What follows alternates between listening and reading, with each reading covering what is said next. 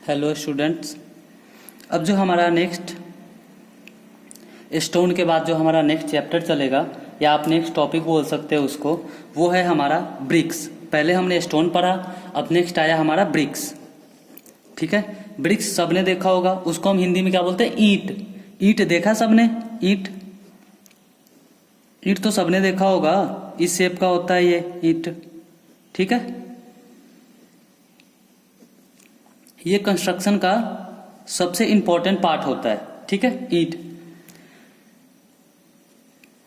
पहले ये देखो कि ब्रिक्स को हमें अगर डिफाइन करना हो, ठीक है, तो उसको हम कैसे डिफाइन करते हैं। ठीक है, ये है bricks are the alternative material for construction with stone. देखो ऐसा क्या हुआ कि जब हम स्टोन से कंस्ट्रक्शन करने लगे, ठीक है, जो स्टोन से हमने कंस्ट्रक्शन बनाया, तो हमें एक ना हमारे पास एक लिमिटेशन होता था स्टोन कंस्ट्रक्शन का। ठीक है, वो क्या होता था कि जहां पे स्टोन चिपली अवेलेबल है, जहां पे इजिली है, जहां पे ट्रांसपोर्टेशन ज्यादा नहीं करना है, ठीक है, हम उस केस में कर नहीं सकते ट्रांसपोर्टेशन ज्यादा, क्योंकि उसका ट्रांसपोर्टेशन कॉस्ट ही ज्यादा हो जाएगा। ठीक है, तो उस समय जो कंस्ट्रक्शन होता था वो जो हमारे पास स्टोन अवेलेबल था, ठीक है, उसके चारों साइड में हम कंस्ट्रक्शन करते थे ताकि हमें ट्रांसपोर्टेशन ज्यादा ना करना पड़े। ठीक है, क्योंकि उसका मास भी तो ज्यादा है, वेट ज्यादा है, और वो ले जाने में और फिर लाने, और उसका जो ट्रांसपोर्टेशन था वो बहुत ही कॉस्टली और हेवी ट्रांसपोर्टेशन होता था। ठीक है, तो हमने एक अल्टरनेट ढूंढा उसका, ब्रिक्स का। जो ब्रिक्स है हमारा वो अल्टरनेट मटेरियल है। ठीक है, हमने जो स्टोन का कंस्ट्रक्शन था उसको रिप्लेस कर दिया। किससे रिप्लेस कर दिया? ब्रिक से। ठीक है, क्योंकि ब्रिक तो हम कहीं भी बना सकते थे। ठीक है, तो हमने उसको रिमूव कर दिया। देखो, जो आपने कुछ जो एनिशियंट टाइम्स था, जैसे आपने हड़प्पा सभ्यता का नाम सुना होगा, ठीक है, उस चीज में क्या था, उस टाइम भी ब्रिक अच्छे ये ब्रिक यूज होते थे। मीन्स ब्रिक बहुत पहले से यूज होते आ रहा है। ठीक है, हमारे कंस्ट्रक्शन इंडस्ट्रीज में।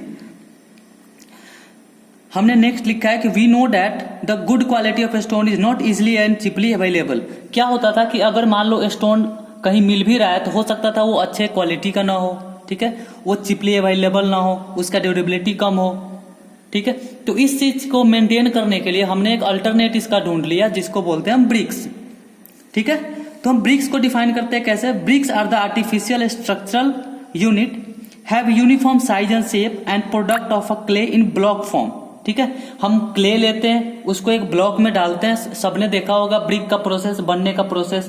उसको क्या करते हैं? ब्रिक क्ले लेते हैं, जो अर्थ होता है, मिट्टी जो होता है, उसको हम लेते हैं, उसके मोल्ड में भरते हैं। ठीक है, फिर हम उसको शेप दे देते हैं उसका। ठीक है, ये ब्रिक है, ये प्रॉपर शेप एंड साइज, उसका डिफाइंड शेप एंड साइज होता है। ओके, नेक्स्ट आता है यूजेस। ब्रिक्स कहाँ यूज होता है? हमारा नेक्स्ट है यूजेस। ब्रिक्स कहाँ यूज होता है? Bricks are commonly use for construction of walls.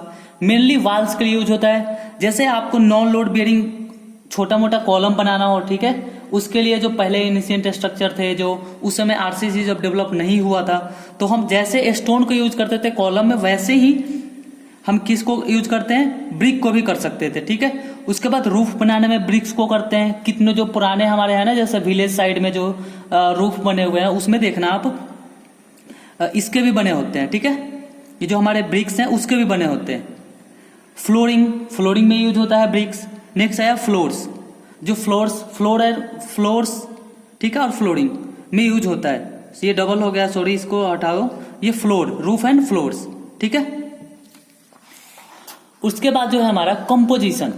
मान लो हम जो क्ले सिलेक्ट करते हैं उसको बनाने के लिए, जो हमने सिलेक्ट किया material for the making of BRICS, for the moulding of BRICS, तो उसके अंदर कुछ केमिकल कॉन्स्टिट्यूएंट्स होते हैं, यानी केमिकल कंपोजिशन होते हैं, जिसको हमें कंसीडर करना होता है, जिसे हमें टेस्ट करना होता है। ओके, क्योंकि ब्रिक का ड्यूरेबिलिटी हमें देखना है। आज जो इंडस्ट्रीज है या जो बिल्डिंग कंस्ट्रक्शन जो इंडस्ट्रीज है, वो बहुत बड़ा हमारे यहाँ का एक इंडस्ट्रीज है, ये बहुत बड़ा इंफ्रास्ट्रक्चर मार्केट है। इंफ्रास्ट्रक्चर बहुत ही बड़ा मार्केट हो गया। ठीक है, तो इसके अंदर भी गवर्नमेंट की सारी, पहले तो नहीं था लेकिन अब गवर्नमेंट इसके लिए भी रूल्स बना दिया, स्टैंडर्ड कोड्स बना दी गवर्नमेंट ने। ठीक है, उसको फॉलो करके हमें कोई भी कंस्ट्रक्शन करना है। तो गवर्नमेंट के स्टैंडर्ड अकॉर्डिंग अब क्या किया उसने? कंपोजिशन ऑफ गुड ब्रिक अर्थ कर दिया। ठीक है, ताकि हम किसी भी मिट्टी से, ऐसे नहीं किसी भी मिट्टी से हम ब्रिक बना दें।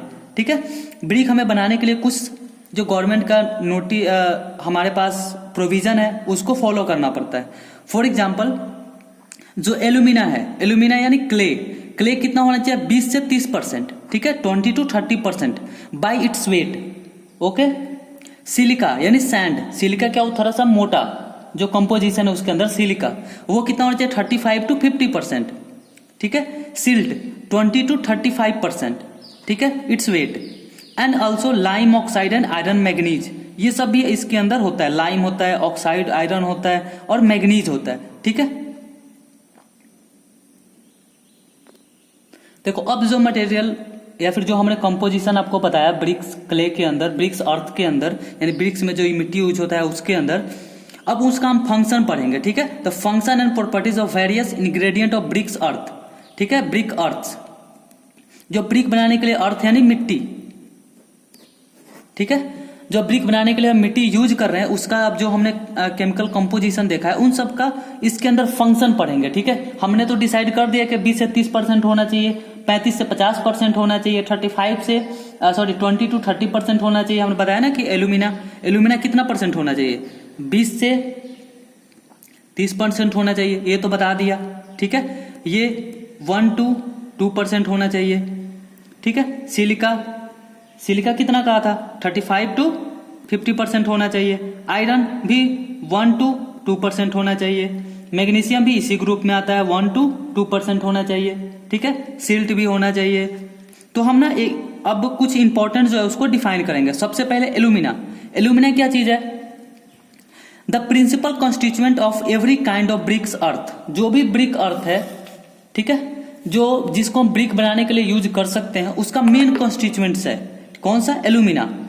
ये प्लास्टिसिटी प्रोवाइड करता है उसके अंदर, ठीक है। प्लास्टिसिटी प्रॉपर्टीज पता है आपको, प्लास्टिसिटी प्रॉपर्टीज का मीन्स होता है कि एक प्रॉपर उसके अंदर शेप, किसी भी शेप में हम उसको डाल सकते हैं, ठीक है। वो फिर से अगर हमने शेप दे दिया उसको तो वो शेप चेंज नहीं करेगा अब, ठीक है। हम उसको किसी भी शेप में बना सकते हैं, ठीक है। आप एक टर्म याद रखो, हम किसी भी शेप में उसको बना सकते हैं, okay. This is known as plasticity of any material. Also provide hardness during the burning. उसके बाद क्या होगा, ये जब हम उसको बर्न करते हैं, मीन्स उसको जब पकाते हैं जो ब्रिक्स होता है हम उसको, तो वो उसके अंदर हार्डन प्रोवाइड करता है, मीन्स वो कितना हार्ड बनेगा, ठीक है। जो उसको हार्ड बनाता है मीन्स वो अब उसका स्ट्रेंथ इंक्रीज हो जाएगा।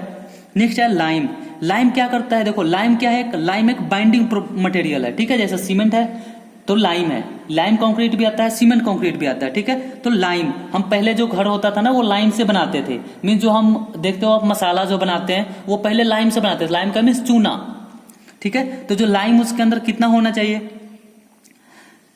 ये 1 to 2%। इसके बीच में 4-5 जो मटेरियल जैसे आयरन हो गया, मैग्नीशियम हो गया, उसके बाद लाइम हो गया, ठीक है, सिलिका और आयरन हो गया, ये सब कितना परसेंट, ये 1.1 से 2% के बीच में आता है।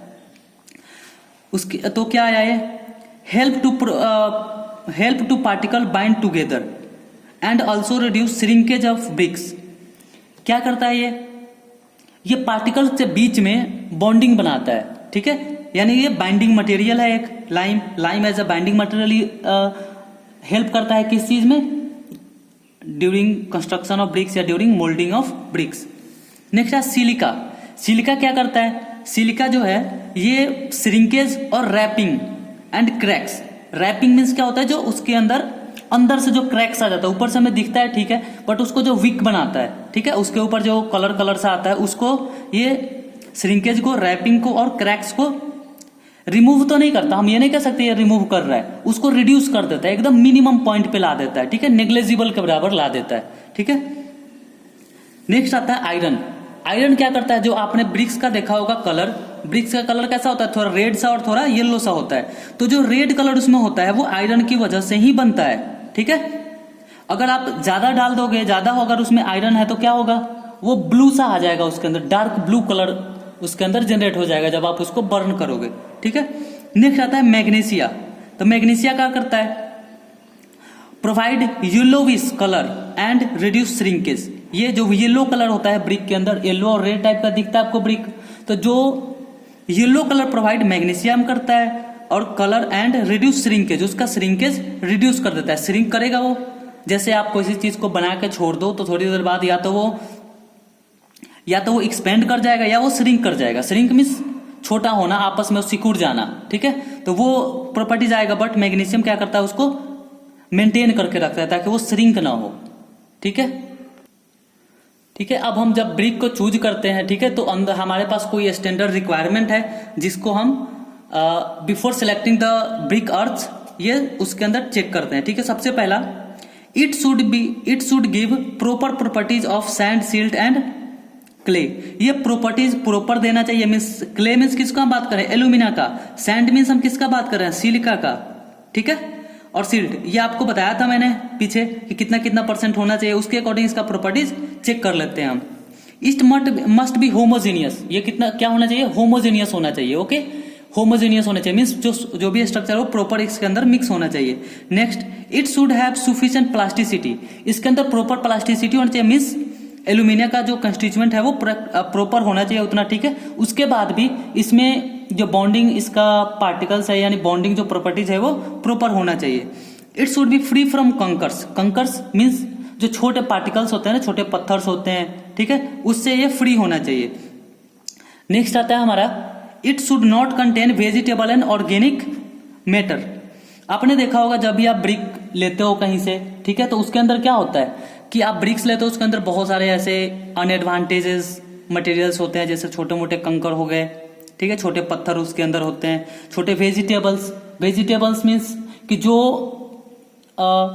नेचुरल है वो प्रोडक्ट, जैसे कोई घास हो गया ऐसे कुछ, ठीक है, उसको हम इसके अंदर नहीं होना चाहिए वो चीज, यानी ठीक है। वो क्या करता है, पूरे के पूरे क्ले को या फिर उसका प्रॉपर्टी चेंज कर सकता है, ठीक है। और ड्यूरिंग बर्निंग इसके अंदर क्रैक्स आ सकता है, ये पूरी तरह से बर्न नहीं हो सकता अच्छे से, ओके।